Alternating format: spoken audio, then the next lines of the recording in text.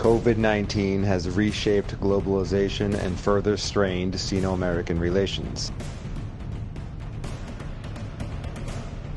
How will this influence China's role in the Middle East and the wider Mediterranean region? The ChinaMed Tel Aviv University China in the Mid-Med series looks at this dynamic in conversation with leading global voices. Look at the world of tomorrow. Join the China in the Mid-Med series.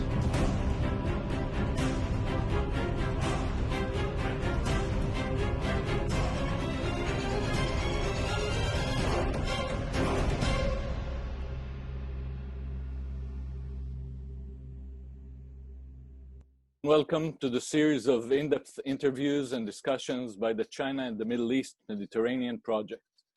I am Dr. Sela, Chair of the Department of East Asian Studies at Tel Aviv University, and with me as hosts are my colleagues Dr. Friedman of the Moshe Dayan Center at Tel Aviv University, and Professor Enrico Fardella, the Director of the ChinaMed Research Network, and also the Director and Founder of Peking University's Center for Mediterranean Area Studies. This is the third year of our collaboration, following a conference held at Tel Aviv University 2 years ago, and then the first edition of our joint project last year. Now we focus on COVID-19 and related connectivity, security, and energy challenges. We are very honored to have with us today Ambassador Efraim Halevy. Brandon? Efraim, Boker Tov, good morning. It's a privilege to have you with us today. Thank you for your time. Before we get started, I wanted to briefly introduce you for the benefit of our viewers. Ambassador Halevy was the director of the Mossad, Israel's Foreign Intelligence Services, from 1998 to 2002, serving under three different premiers. His career in the Mossad spanned 4 decades. He was also the head of the National Security Council in 2002 until mid-2003. And he was also the ambassador to the European Union between 1996 and 1998. Ambassador Halevy has a long and distinguished career of service here in Israel, and we are lucky to have him with us today. Efraim, thank you again for your time. It's a pleasure to be with you. I thought we would begin today with sort of the big picture on China. Yesterday, the Financial Times ran a feature story titled US and China Edging Towards a New Kind of Cold War, a new type of Cold War. You have a long experience with the Cold War, the first and the one that spanned the 20th century. And so I wanted to ask you how you saw that kind of comparison, which we're increasingly seeing in the international media. And if you could give us a little bit of your sense of the changing nature of the relationship between the US and China. I think the comparison between the two events you have mentioned, the event of the Cold War and the event of the Chinese-American relationship today, is an unfortunate and I think not irresponsible, but it looks a kind of an escape mechanism of avoiding the speciality of the present situation. The Cold War was a war which was between two different philosophies of life. It was a war which was traditional in terms of the relationship between the so-called free world and Russia, and the Soviet Union, which was the partner of the Cold War, was a unique creation of the Comintern, of the International Communist Party creed and organization. And today we have a different situation. The Soviet Union is no longer existing. We have Russia, which is a very large power, but it's not the Soviet Union. I'm sure President Putin would like to, how should I say, revive the Union in a different form and lead what was then the Soviet Union, but he doesn't have the capability today. He didn't have it before the COVID-19, and he certainly doesn't have it now in the midst of a crisis in Russia these very days. I think the relationship with the question whether China and the United States are going to slide into a prolonged confrontation is too early to judge. What I do think is that both sides, both China and the United States, have too many interests to avoid reaching that point in the history of the two major powers of the world today. I think China has achieved much over the world in the last 40, 50 years, especially after the demise of Mao Zedong, after the change in the way that China has opened up to the world, and China becoming a power which operates on all 5 continents in an ever-growing capacity. I think that is a China which would not like to revert to the past. And as far as the United States is concerned, we have a very unique presidency today. We'll know in a few months whether there'll be a second term. If it's not a second term, then possibly the term of Trump will be an aberration of 4 years, which will pass. If there is a second term, then there is, of course, an element of consistency here, which has to be taken into account. I don't think that President Trump today has a real appetite for upping the ante with the Chinese beyond what is controllable. And he has the character of chopping and changing when he wishes, both in his public statements and also in his policies. I think that President Trump, viewing the situation inside the United States and the fact that the United States is the country with the largest challenge of COVID-19 we have today, the number of sick and the number of fatalities are growing daily, not exponentially, but growing daily. And I don't think that President Trump, when he is with himself at night watching TV, which he does every night, if he really wants to enter into a full-blown confrontation with China, I believe not. On the other side, I think China also has a problem. It has a problem because something went wrong in China concerning this COVID-19. Whether they were able to stem it at the outset is still a matter of conjecture. The story of what really happened in Wuhan is a story which has not become public knowledge even to this day. The Chinese are not cooperating. There is no transparency of any kind between the Chinese and the world concerning this particular issue. And in the last few days, there has been a recurrence of sickness in the Wuhan area, which they have made public. And I think, therefore, it's too early to say how this relationship between China and the United States is going to evolve. And I think that we would do well not to pass judgment on that and to be patient with our rush to reach conclusions. It's too early to reach conclusions on major changes of the kind we're talking of. I also think that as a result of what has happened, both China and the United States, due to the medical challenges that both are facing, would be very hesitant in going to war at this stage. The armed forces, probably of both sides, have also suffered. We know of what has happened in the United States.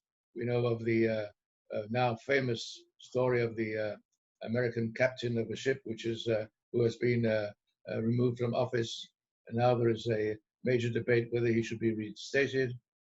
This is not the time to go to war, either for China or for the United States. Thank you.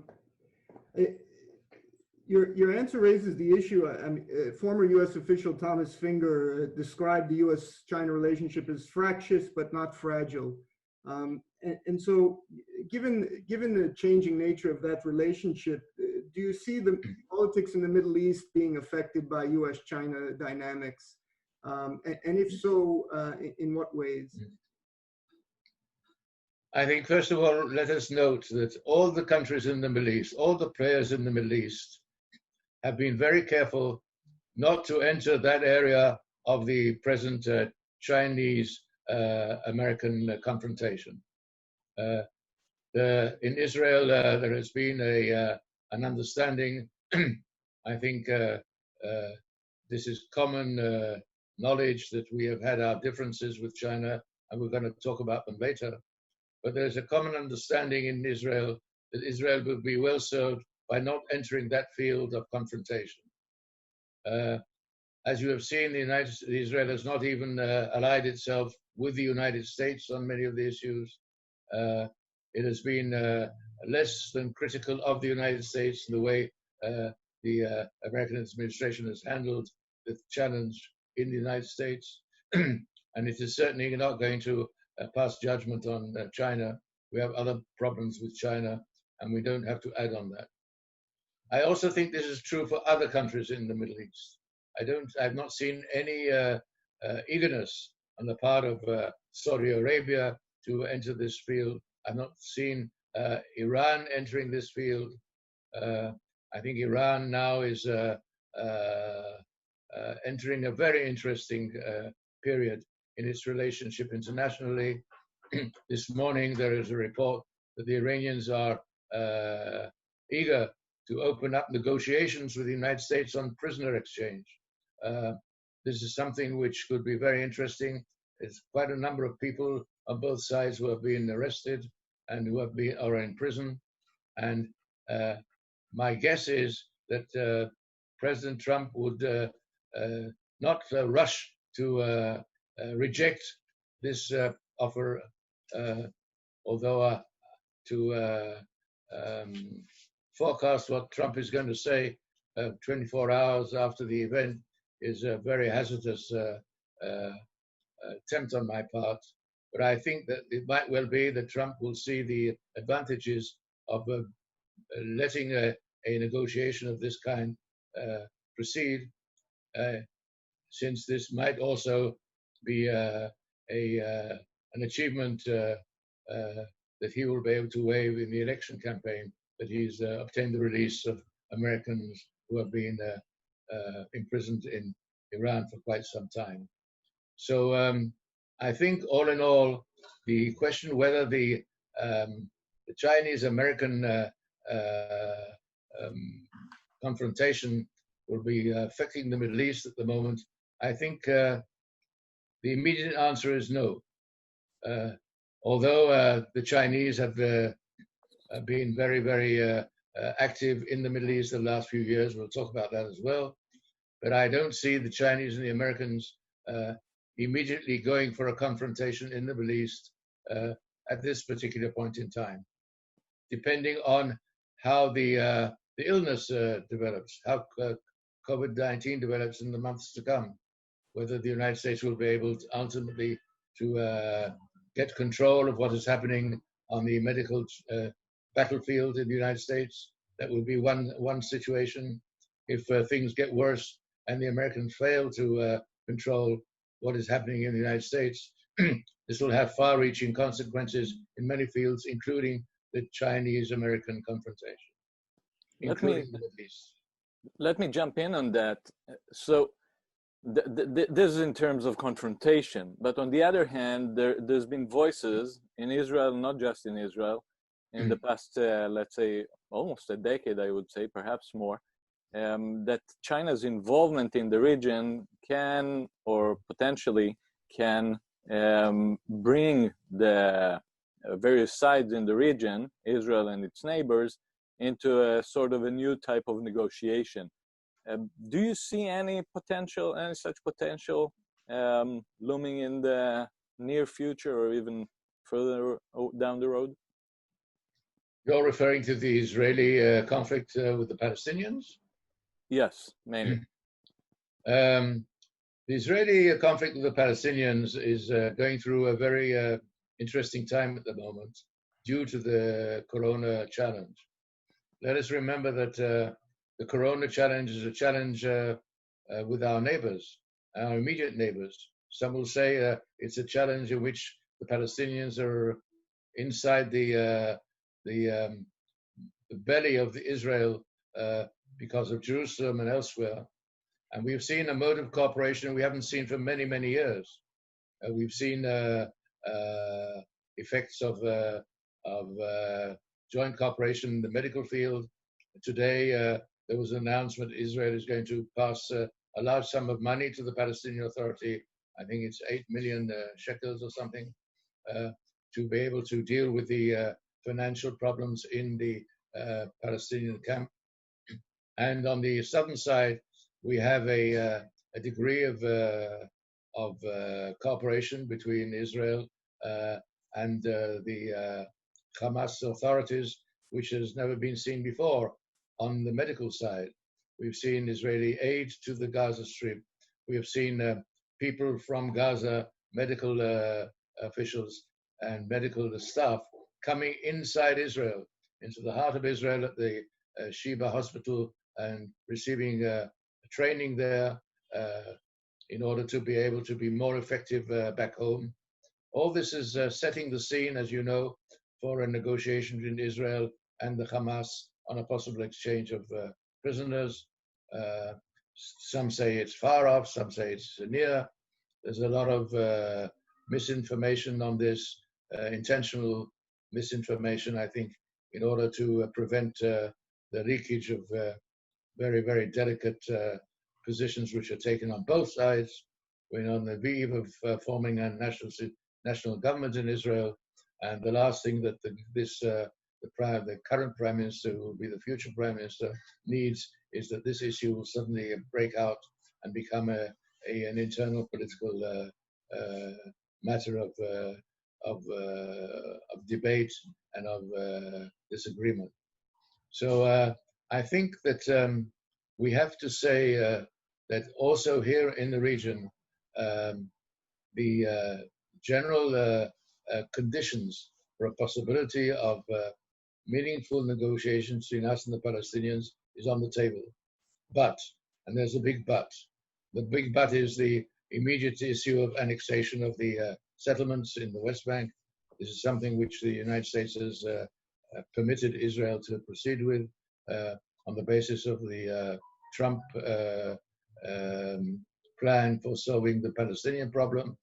And there is talk of a major step in July, I believe, when the time will be set and the date will be set for an immediate annexation of all the settlements, including the so-called illegal settlements, or not so-called, depending on your political views, but all the settlements, to annex them to Israel. Practically doesn't mean very much, but it has a lot of symbolic significance. So we have here conflicting, shall we say, channels of progress. We have channels which are not compatible. What we're doing on the medical field is not compatible with what is happening in some of the areas on the political scene, but it is compatible with other elements, like exchange of prisoners between us and Hamas, which is now proceeding, and both sides admit that this is happening. So it's a mixed bag at the moment, and we'll have to see how this works itself out. In a couple of days' time, we have a visit here of the American Secretary of State, Mike Pompeo. We'll see what he brings in his bag. We'll see how he views this in his talks with the Prime Minister. And by the way, the acting or imminently acting Vice Prime Minister. I think they're not going to call him a Deputy Prime Minister, but a Vice Prime Minister. But not Vice in terms of something faulty, but Vice in terms of his status as against the Prime Minister. I don't know how in a half, 18 months from now, when they're going to change places, whether the incumbent Prime Minister would like to be called Vice Prime Minister. I think it's that's something to be seen. But at any rate, that's not the subject we're talking of this morning. I would add that as far as annexation goes, China's stance is very clear, and the question would be for Israel, and Israel tries to promote its relations with China, as we all know. If China says we do not accept this kind of annexation, or it has all kinds of consequences, how that might affect the region. I'll stop here.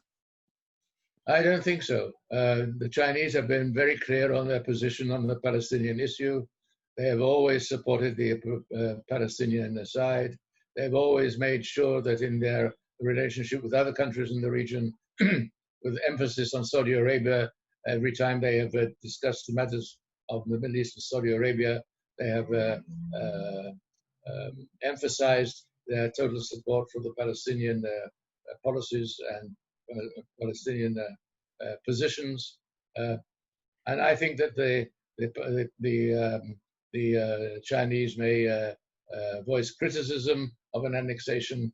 I don't expect any acts on the ground or any effect on the ground concerning the bilateral relations between China and Israel.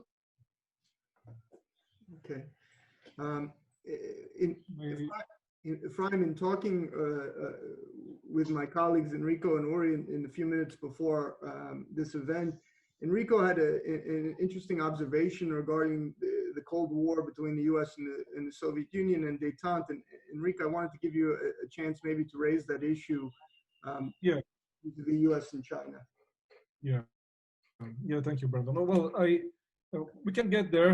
I think it's very interesting what Ambassador said about the differences between like the Cold War, the old Cold War, and what some people label as a new Cold War. I think this is very important because they changed everything. So and to me is also very interesting the fact that the trend that Ambassador share with us when it comes to the Middle East positioning, the regional positioning vis-a-vis this growing competition between China and the US, seems being basically a direction of non-alignment. So then I have a question, and I will keep the one, Brandon, if you forgive me, the one of détente later in our discussion. But I think it's quite pertinent at the moment to ask the ambassador whether if there will be space for non-alignment in Israel-China policy.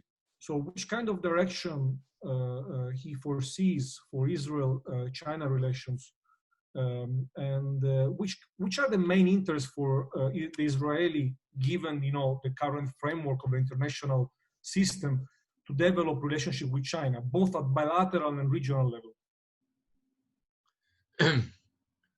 Well, first of all, the relationship between Israel and China is a very interesting study, a matter to study, because as you know, they only established relations with us in 1992, and it's now over 25 years, and relations have, on the commercial level, they have increased visibly in terms of the scope of the relationship, the annual billions of dollars, which make the Chinese maybe the second or third partner of Israel in its foreign trade.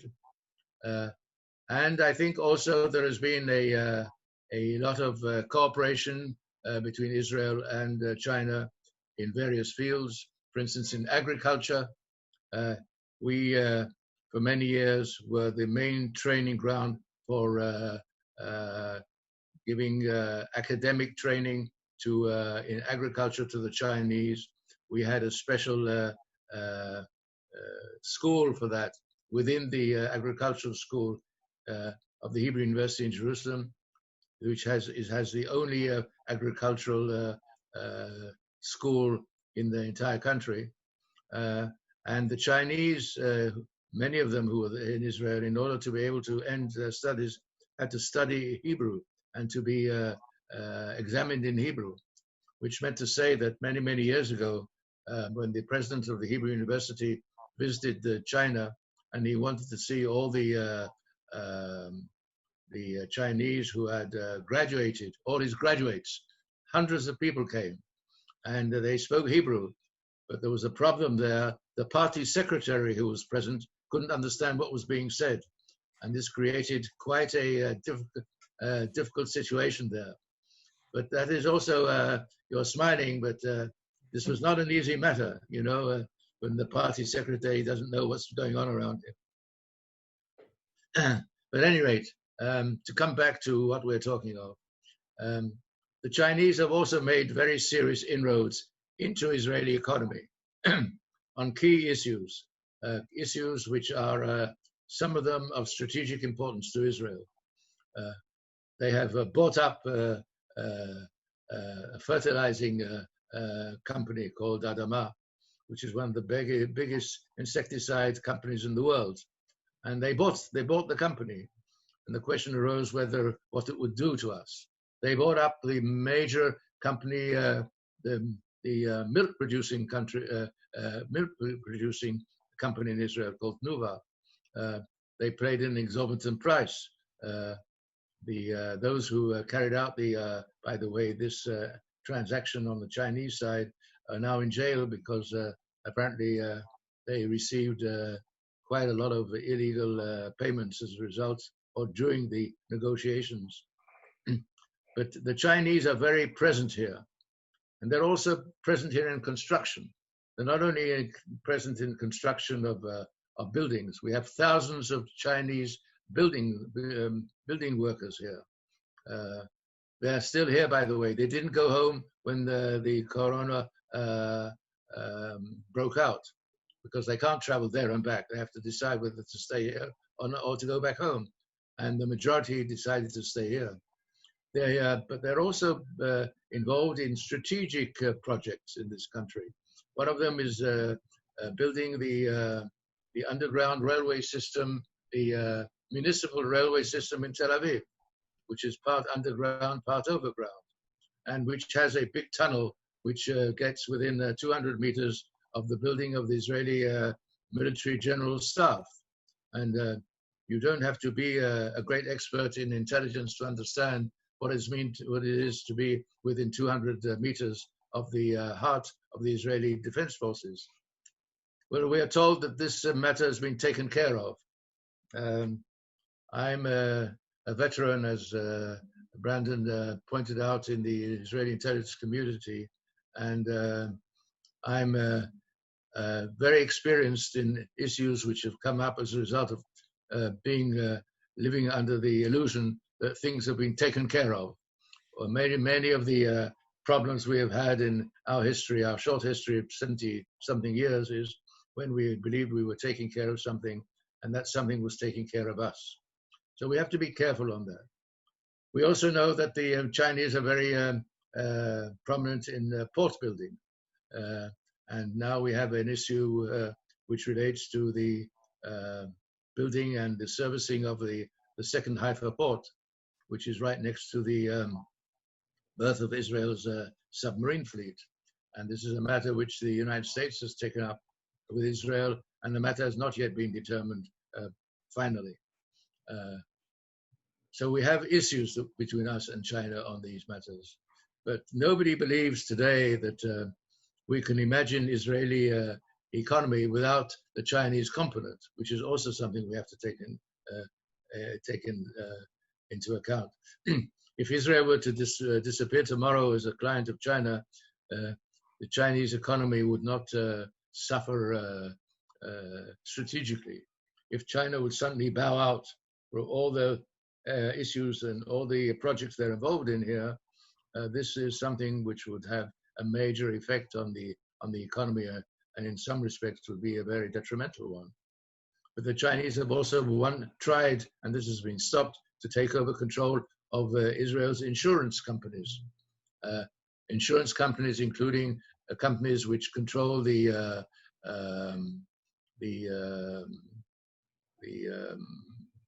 funds which people receive after retirement funds. If the Chinese were in charge of all the retirement funds in this country, this would be something which could be a stranglehold over the Israeli economy. The insurance companies here are a major player on the financial market, and there are millions and millions of people who are insured for their insurance, have their insurance policies governing their payment after retirement, their retirement pay.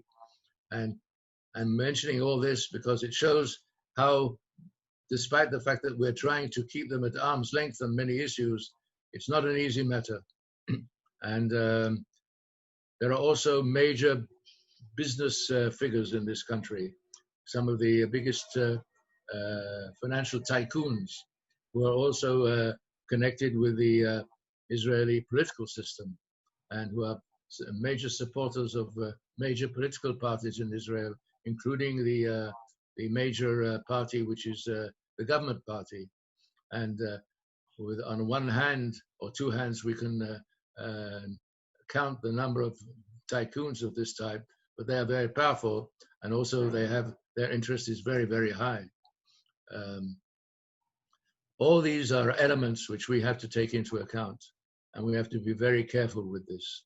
And given the fact that the major partner strategically in the region of China is Iran, and has been there for quite a long time, we have to see how we size up this matter. There was a time when the Prime Minister of Israel championed the construction of a railroad from our southern port Eilat to the Mediterranean. And the Minister of Transport at the time in 2012 traveled to Beijing and signed an MOI about this train. And that project now is dormant, and nobody is trying to push it anymore. I came out publicly on this, and I wrote an article about this for the Nature Society in Israel, who saw this as a threat to Israel's nature in the south, the deserts and all the other aspects of desert life and so forth. But today, nobody's going to push that. But there was a time when the Prime Minister was very enthusiastic about this and was going and waxing almost emotional, talking about trains traveling at 300 kilometers per hour from between Eilat and Ashdod on the Mediterranean. This is no longer a project which is being encouraged and furthered. The Minister of Transportation was talking about trains going from Israel through Jordan to Saudi Arabia. You know, that's another issue. But I want to ask you, concerning all of those investments and involvement of China or Chinese companies in Israel, one of the things that the Israeli public has been told recently was that the construction of a CFIUS-like mechanism, you know, the Committee on Foreign Investments in the U.S., that Israel is building this kind of mechanism. And there's been all kinds of publications relating to this mechanism in Israel. The question is, how do you see that mechanism, the way it has been proposed here in Israel? And do you think that following the latest, let's say, development between China and the U.S., will the U.S. still accept that form of CFIUS-like mechanism, or do you see the U.S. pushing Israel to make something much more robust out of it? Well, first of all, we are told from American sources that this issue is going to be raised by the Secretary of State when he visits here. One of the characteristics of this particular subject you mentioned is the clear absence of information which is released to the public. it's difficult to release information on that to the public. This system, which is prevalent in the United States, I think there's also a similar system in Australia, for example, is a process and a procedure whereby discussions take place and decisions are taken. And apart from the decision itself, the reasoning behind it remain behind closed doors, and all the documentation related to it are embargoed and are not for public consummation.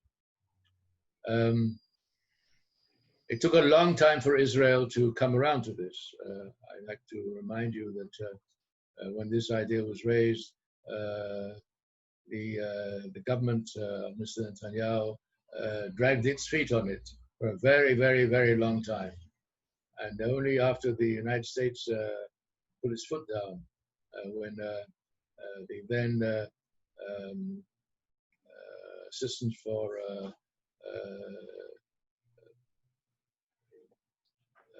what's it called, the assistant for strategic affairs, John Bolton, I forget the name exactly of his title, but the presidential assistant in this, who was afterwards resigned, he came to Israel specifically for this issue, and more or less, if I understood between the lines, he presented an American ultimatum to the Prime Minister, which, on behalf of the President, which he had to accept. What the exact content of this, I cannot tell you, for a simple reason, A, that I don't know, and secondly, if I wish to know, I will not be given access to know about this. But as a person who has been very vocal at one time on this issue in the past, and has gone public on this in the past, on one or two of specific issues, I have sensed that they are trying to find a way of achieving the aim without loss of prestige in both directions, to keep it more or less out of the public eye. But I also will say this, that if an issue will come up, a specific issue, which will be in contention between the United States and Israel and China, and Israel will be in the middle of this, except for one case which happened in the past, you will find now that invariably Israel will bow to American demands. There's no question at all about it. And I think that this is something we have to take into account. It's not the policy of the president, the current president of the United States. This has been the policy of several presidents in the White House since the problem came up. Efraim, you had mentioned a minute ago, and I apologize if I'm changing the subject a bit, that China and Iran had a strategic relationship, and I'd be happy to hear more about that as well. But I wanted to ask more broadly, there's a lot of discussion in the region about the nature of China's role, both in the Middle East, but in other regions as well, the Mediterranean and Europe. Some people characterize it as just business, simply transactional, win-win, to use the cliche. Maybe you could give us your perception on China's strategic interests with respect to our region and perhaps even beyond, and how you see Israel navigating the challenge of China's strategic interests in the region. Well, first of all, we have to say something about the place of the Middle East in the Chinese perceptions in general. China today considers itself a world power, a global power. The entire globe is under its consideration in various forms. We have it, in the naval field, in the maritime field. We have the famous belt of ports from the South China Sea going throughout the perimeters of the Asian continent with stops on the way of ports which the Chinese have either built or in some cases after building them and the ports have reached bankruptcy, they have bought up these ports and owned the ports in some places. In Pakistan, you have one in Sri Lanka. These are considered major ports of interest of China. And this goes on towards the eastern shores of the African continent. And we have Port Sudan, where the Chinese are present. We have Djibouti, which is a former French colony. There, the Chinese have gone one step forward. They have a military outpost there, permanent military post there. And this goes down along the trajectory of Eastern Africa, including up to Mozambique. China is a maritime nation, and China considers itself also to be a potential player inside the Mediterranean. The Chinese are now the major figure in the port of Piraeus in Greece. The Chinese are not in Syria now because the Russians are there and have a port presence there, which they are building, and it's going to be a major port both militarily and for commercial use. But the Chinese certainly envisage the possibility that parts of the Chinese fleet will be visiting the Mediterranean from time to time. The Chinese envisage the sea as one of their major assets and also one of their major interests.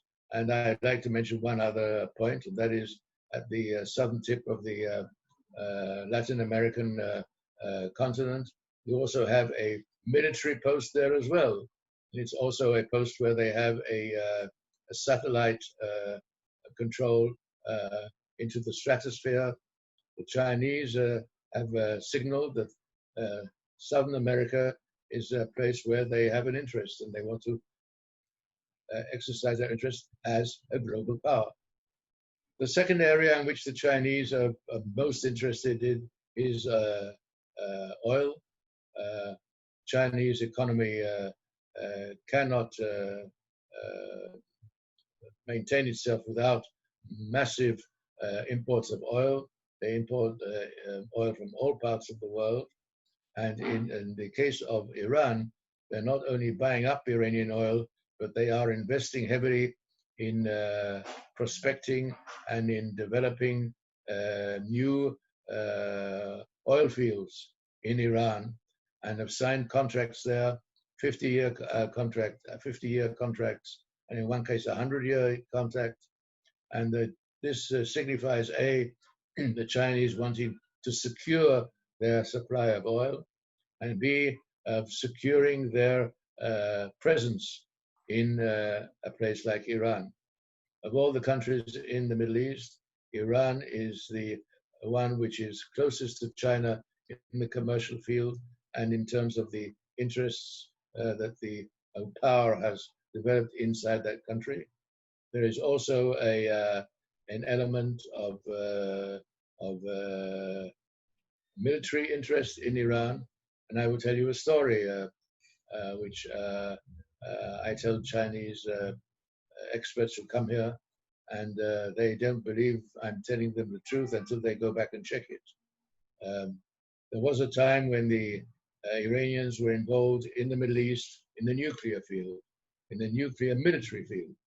When we set up relations in 1992, 1993, the Prime Minister of Israel, the late Yitzhak Rabin, who later was murdered, 2 years before he was murdered, he paid the first state visit of a prime minister to China in order to raise Israel's concerns about Chinese involvement in the military plans of Iran. And the Chinese counterpart looked him in the eye and told him that there is no such investment, although we knew impeccable sources that there was such an investment. And that was the reason why the then head of Mossad, Shavit, was accompanying the Prime Minister and was at his side in order to give further explanations if necessary. But it wasn't necessary because the Chinese simply flatly denied this. Later on, many years ago, a Chinese Air Force general spoke about the Chinese nuclear capabilities and said that these are only there in order to protect China. And there's only one case in which China would even think of reverting to use or some kind of use of their military capability outside, and that would be in case of their big ally, Iran, would be threatened strategically. There is no other case which I had. It was a solitary statement. The man was an Air Force general. He was a senior lecturer in the highest military academy in China. I quoted it in the piece I've written for the Nature Society, but we haven't come back to that.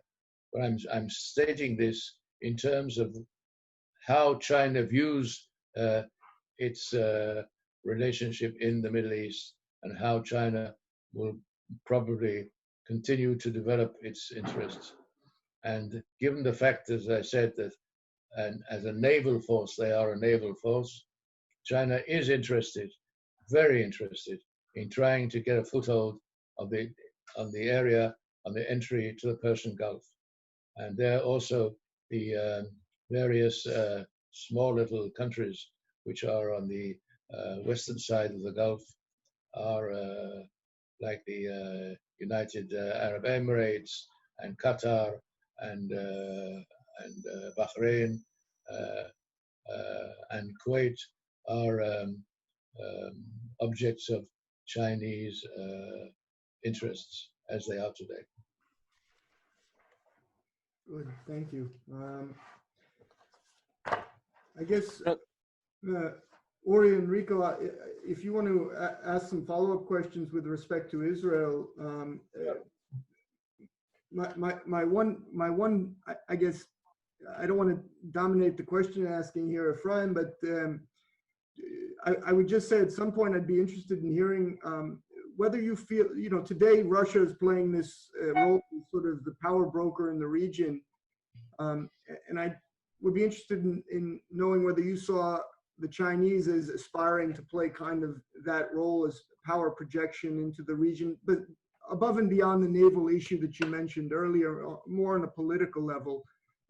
But we can get back to that later. Enrico and Ori, if you have questions, please go ahead. Yeah, actually, I have a related question.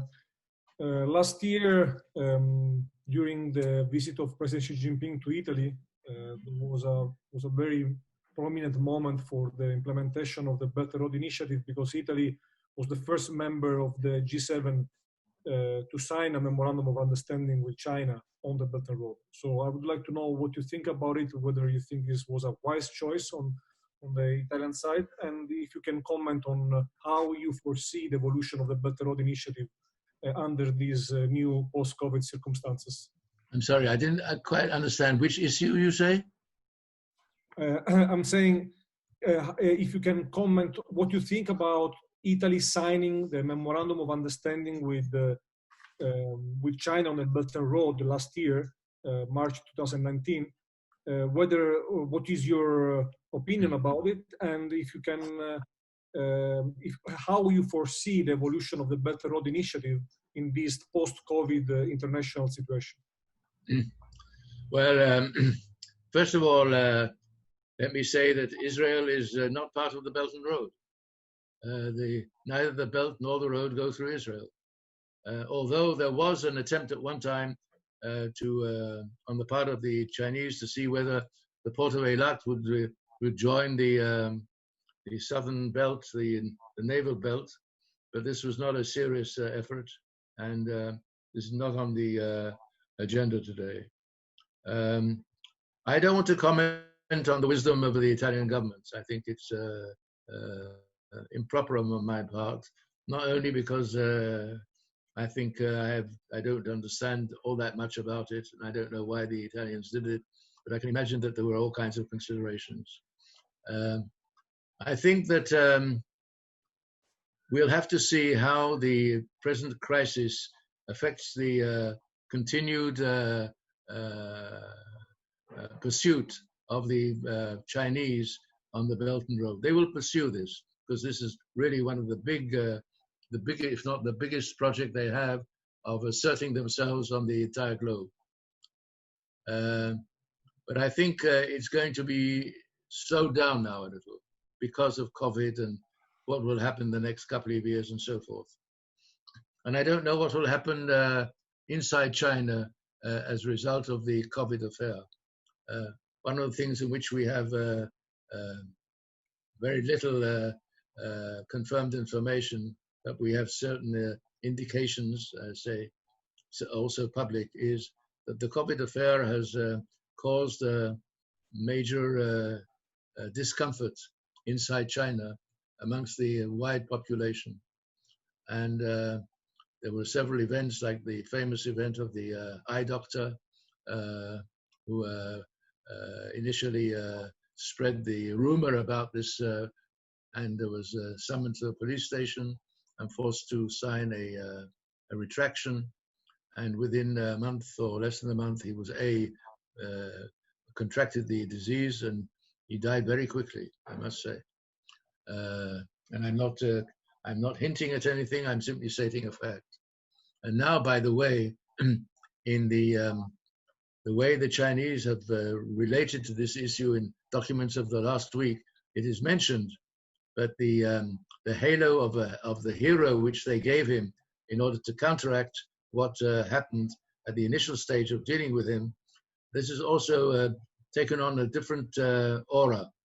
And I invite you to see and follow this particular event, how the Chinese are going to present this particular incident in Wuhan of the eye doctor 6 months from now, 1 year from now. It'll be interesting.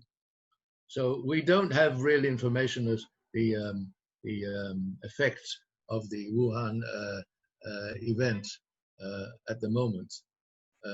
We speak of Wuhan. I'd like to remind you, Wuhan is a city of over 12 million people. It's a city which is a showcase city of China today.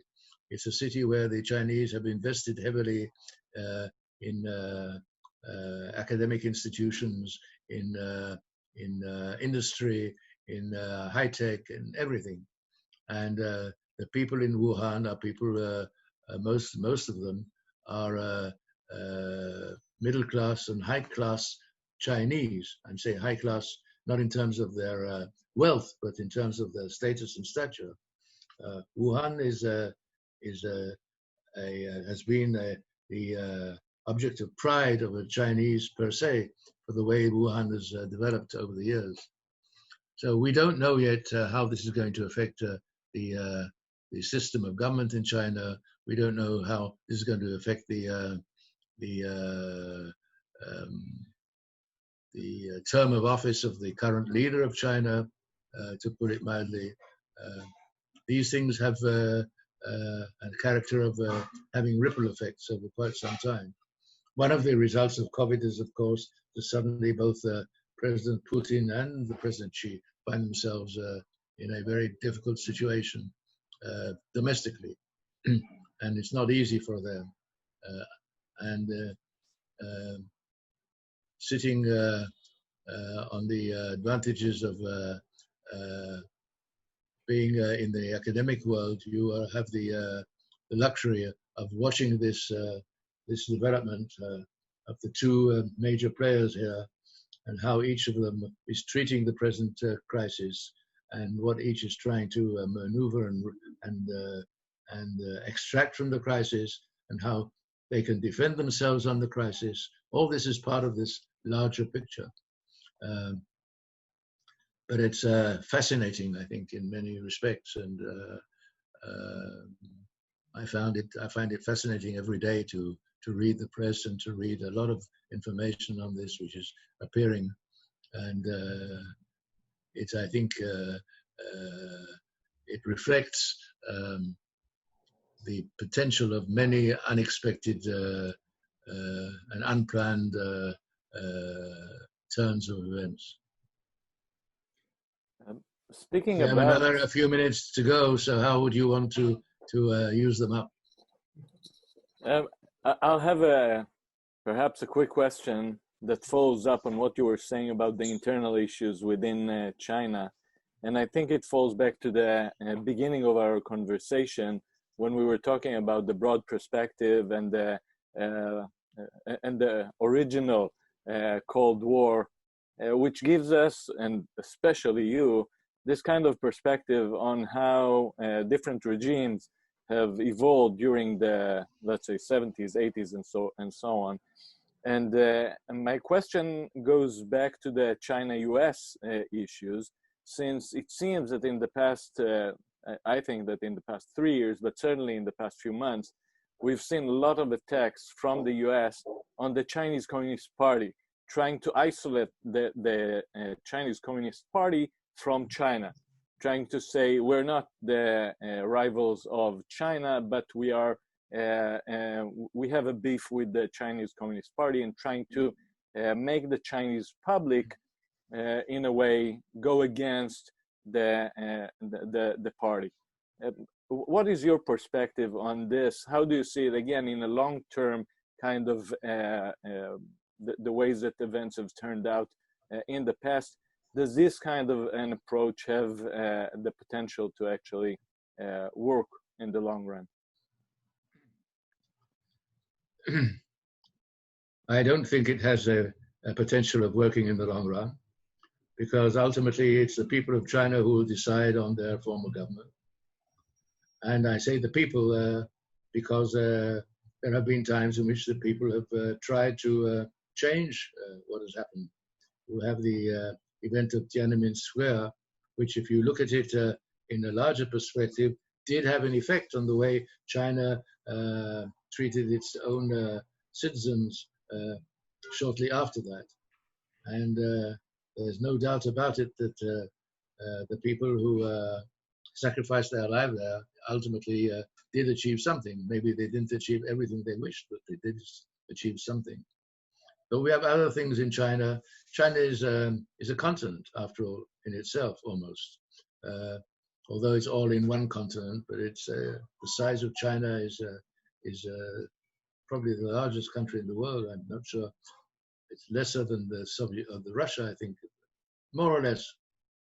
But at any rate, I think that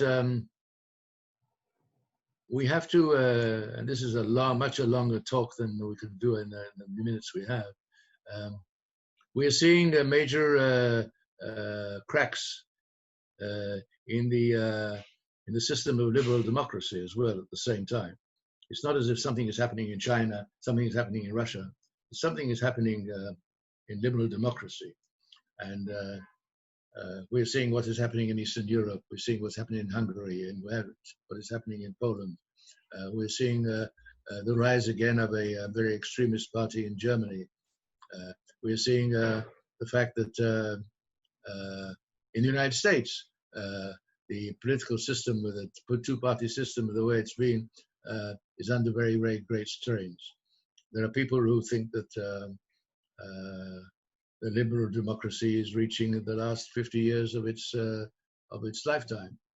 There was a play recently in London called Imperium, which was written by a man called Robert Harris. It's a 7-hour play in 2 parts, and it is all centered around Cicero, who was a famous figure in Rome. And the first part of the play is the rise of Cicero, and the second part of the play is the fall of Cicero.